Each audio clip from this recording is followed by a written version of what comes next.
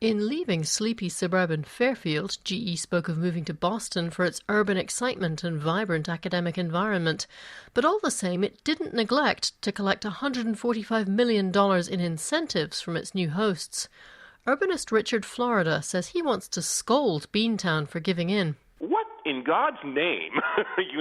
I thought to myself, are you giving $145 million to one of the biggest and most profitable companies in the world when you could use that money to help build better schools, better playgrounds, support families and whatnot? Florida, who teaches at the University of Toronto, told WNPR's Where We Live that the current arms race over economic incentives is diverting public funds from their real purpose. But not everyone wants to see Connecticut get out of the game. We've really missed out on a generation of providing economic incentives.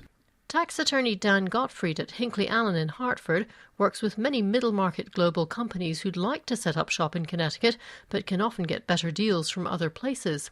He says the Nutmeg State should not abandon its incentive programs but rethink them. Many of our state's economic incentives are still tied to how many machines are you going to buy and how many people are you going to hire? Well, the new economy isn't about machines and it's not about headcount. We need to get a little bit more creative and modern in the way we provide those incentives.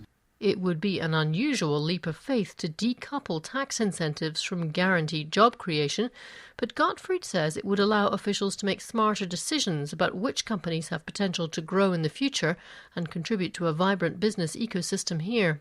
He says after the departure of GE and with the rise of the millennial workforce, we should begin to question if the future of Connecticut's economy, like its past, lies in bedroom communities and corporate headquarters.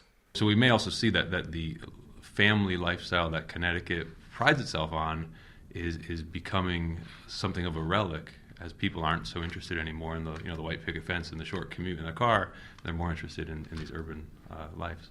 Both Gottfried and Florida agree investments in public education and transportation are critical, as is getting a handle on the state's massive unfunded liabilities, which are creating such uncertainty in its tax structure. Richard Florida says the discontent of the corporate giants should change the conversation, but maybe not in the way some legislators think. It's a conversation now about building startups and focusing on new businesses and building a creative and innovative economy. That's the conversation Connecticut is having, I think, and needs to have more of. With the governor's latest budget proposal conceding that the state's economic recovery is based largely on low-wage jobs, there's clearly more talking and thinking to be done. Harriet Jones, WNPR News.